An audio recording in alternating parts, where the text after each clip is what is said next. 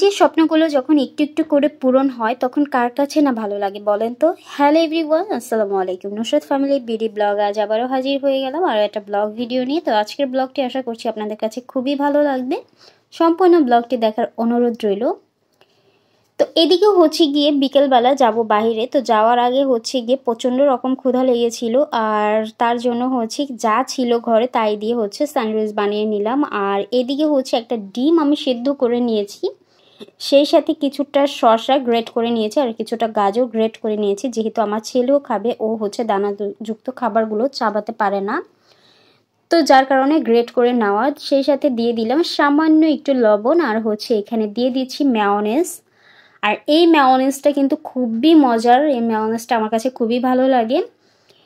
সেই সাথে দিয়ে দিচ্ছি সামান্য একটু চিনি, আর চিনিটা দেওয়ার কারণ হচ্ছে যখন একটু মিষ্টি মিষ্টি লাগবে স্যান্ডউইচটা খেতে কিন্তু বেশি ভালো লাগবে। আর আমি সবসময় ট্রাই করি লাবিবকে ঘরে বানানো খাবারগুলোই খাওয়াতে, বাইরের খাবারগুলো দিতে না, কেননা ঘরের খাবার খেলেই কিন্তু বাচ্চাদের জন্য খুবই ভালো। আর আমরাও চেষ্টা করি একটু ঘরের খাবার তৈরি করে খাওয়ানো খেতে।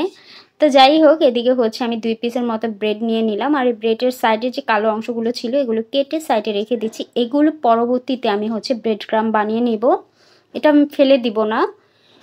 তো এবার রুটিগুলোকে খুব সুন্দরভাবে আমি সাইড থেকে কেটে নিয়েছি। এবার আগের যে মিশ্রণটা ছিল সেটা দিয়ে হচ্ছে গিয়ে এবার আমি রুটিগুলোকে খুব সুন্দর ভরে নেব। এবার একটার উপর আরেকটা দিয়ে হচ্ছে চেপে নেব। তো স্যান্ডউইচ অবশ্য আমরা সবাই বানাতে পারি, এটা আসলে বলার কিছুই নেই। তো আমি যেভাবে স্যান্ডউইচ বানাই সেটাই জাস্ট হচ্ছে একটু শেয়ার করলাম। আর এভাবে স্যান্ডউইচ বানিয়ে খেতে কিন্তু আমার কাছে খুবই ভালো লাগে আর আমার ছেলে তো খুবই মজা করে খায়। তো এই তো আমি স্যান্ডউইচ বানিয়ে ফেলেছি।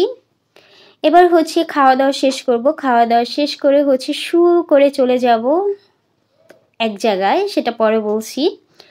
তো আসার পর খেয়েছিলাম হচ্ছে গিয়ে ফ্রাইড রাইস, যেহেতু খুবই ক্ষুধা লেগেছিল। আর আপনাদের ভাইয়া হচ্ছে ফুডপান্ডা থেকে মোমো আর হচ্ছে ফ্রাইড রাইস অর্ডার করেছিল। আর ফুডপান্ডার এই যে ফ্রাইড রাইসটা খুবই মজা লাগে আমার কাছে। আর মোমো কিন্তু আমি ফার্স্ট টাইম খেয়েছি, বাট আমার কাছে মোটামুটি লেগেছে, এতটা বেশি ভালো লাগেনি। তবে হচ্ছে গিয়ে ফ্রাইড রাইসটা খুবই মজার ছিল আর চিকেনটা খুবই সফট ছিল, যেহেতু বেস্টের সাইড দিয়েছিল। আর সবজিটা খুবই মজার ছিল। তো যাই হোক, আমি তৃপ্তি নিয়ে খাচ্ছিলাম আর বলছিলাম খুবই মজার হয়েছে। তো খাওয়া দাওয়া শেষ, এবার হচ্ছে আপনাদেরকে দেখাই কোথায় গিয়েছিলাম আর কি এনেছিলাম।